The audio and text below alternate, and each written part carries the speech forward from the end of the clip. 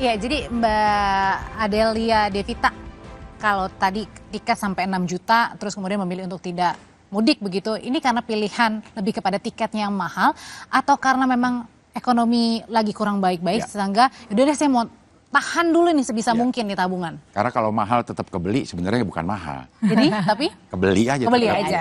Jadi memang nggak ada. Ya emang kalau buat lebaran ya Ya, biasanya emang ada anggaran emang ditabung kan buat betul. pulang ada. Cuman karena dengan harga segitu kondisi sekarang ya mending kita simpan aja lah, nggak usah dipaksain dulu. Oke. Harganya terlalu tinggi, kebutuhan juga banyak ya udah kita ngalah. Buat sekarang Iya. kita simpan dulu. Ini ditabung untuk tahun depan. Insya Allah mudah-mudahan tahun depan. Terus silaturahmi sama yang di kampung gimana? Video call aja sih. Oh, Kuota ada?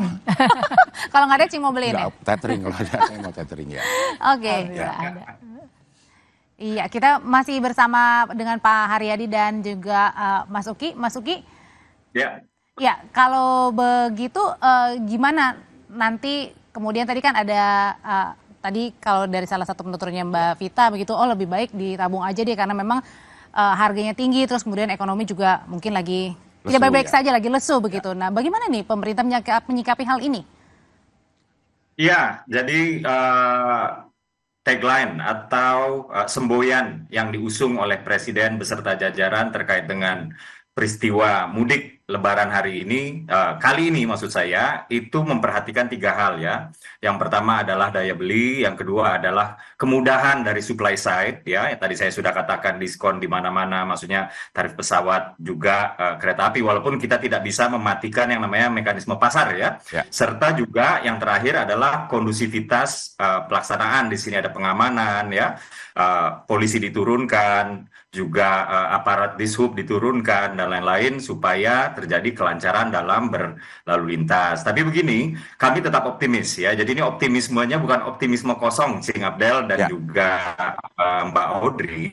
Karena kalau kita lihat indikator ekonomi ya, ini tidak seperti yang kita dengar di sosmed, kurang lebih seperti itu ya. Jadi kita melihat kemarin itu baru saja diumumkan ya, misalnya penerimaan negara dari pajak itu naik 6,6% ya, PPN ya itu juga naik, PPN naik itu artinya belanja masyarakat itu naik juga. Tapi Gitu kan ada juga yang terkena PHK tingkat banyak miskin juga, Mas turun, Uki. pengangguran turun.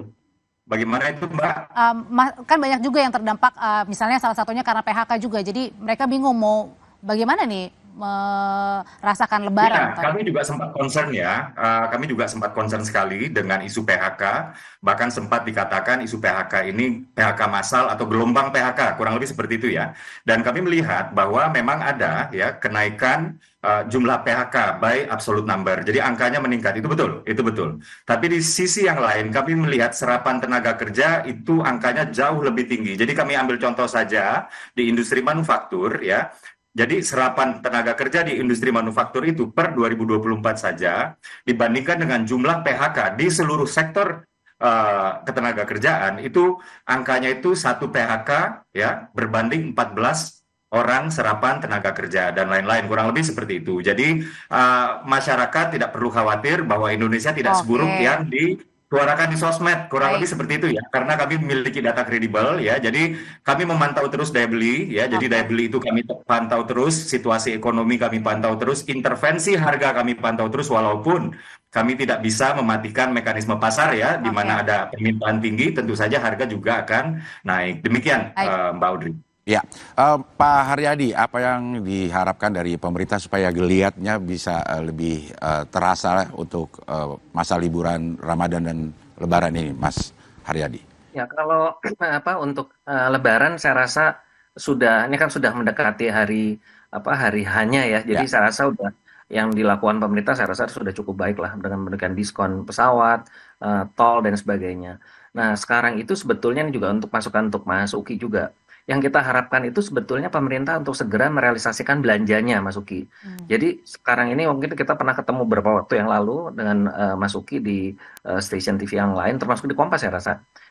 Kita sempat bicara bahwa pemerintah itu tidak akan memotong anggaran. Itu kita bisa pahami. Kalau tidak salah, misalnya di sektor perjalanan dinas ya, termasuk akomodasi itu dipotong 50%. Betul. Nah, tetapi sampai hari ini belum ada kejelasan kapan itu bisa berjalan lagi. Nah, ini yang tadi kami melakukan press conference itu antara lain ada itu. Jadi kita berharap kalau pemerintah memang akan memotong anggaran 50%, ya udah nggak apa-apa, tapi segera dijalankan. Karena hari ini Mas Uki, yang terjadi itu adalah zero. Jadi sama sekali nggak ada kegiatan nih dari aktivitas pemerintah ya terkait dengan saya rasa mungkin tidak hanya di sektor perjalanan dinas atau akomodasi, tapi juga mungkin sektor-sektor yang lain. lain ya.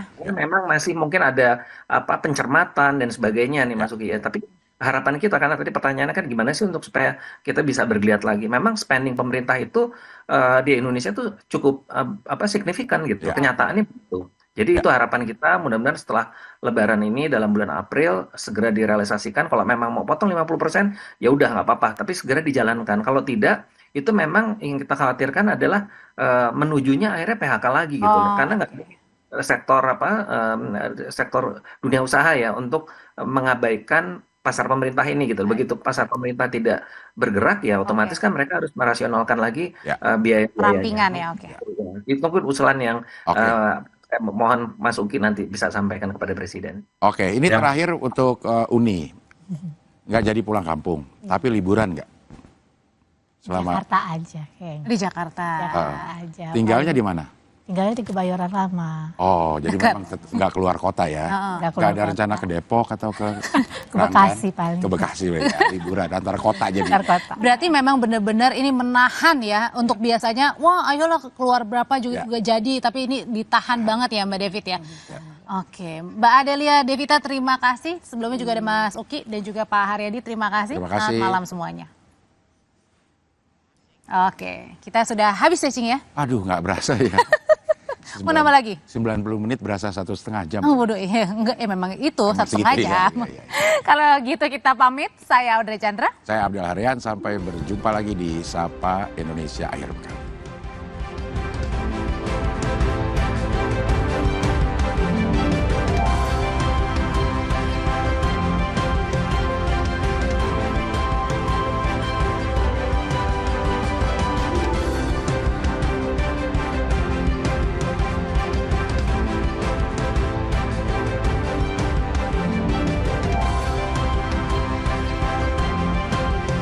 Percayakan informasi arus mudik Anda pada Kompas TV. Mudik Gesit 2025. Kami pantau serta laporkan langsung dari sejumlah titik kepadatan lalu lintas. Mudik aman dan nyaman, silaturahim lancar. Pastikan Anda ikuti Mudik Gesit 2025 di hari dan jam berikut.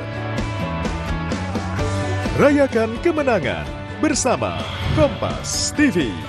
Teman Hari Raya.